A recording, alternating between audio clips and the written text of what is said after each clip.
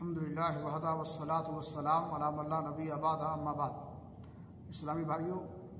دعوت و تبلیغ اور وعظ و نصیحت کو بسا اوقات بلند آواز میں کرنا،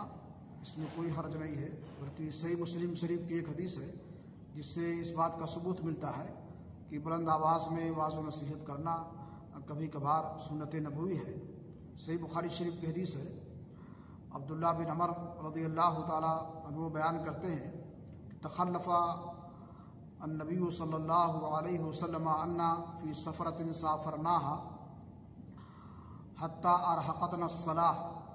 ونحن نتوضا فجعلنا نمسح على ارجلنا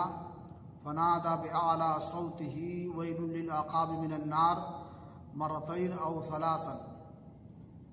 اللہ کے نبی جناب محمد رسول اللہ صلی اللہ علیہ وسلم ایک سفر میں ہم سے پیچھے رہ گئے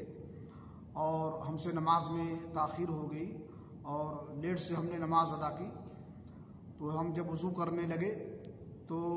بجائے اس کے کہ اعضائے وضو کو اچھے طریقے سے دھلیں، اپنے پیروں پر ہم جلدی جلدی ہاتھوں سے مسح کرنے لگے، تو اللہ کے نبی جناب محمد رسول اللہ صلی اللہ علیہ وسلم نے بلند آواز سے کہا، افسوس ہے ان ایڑیوں پر جو جہنم میں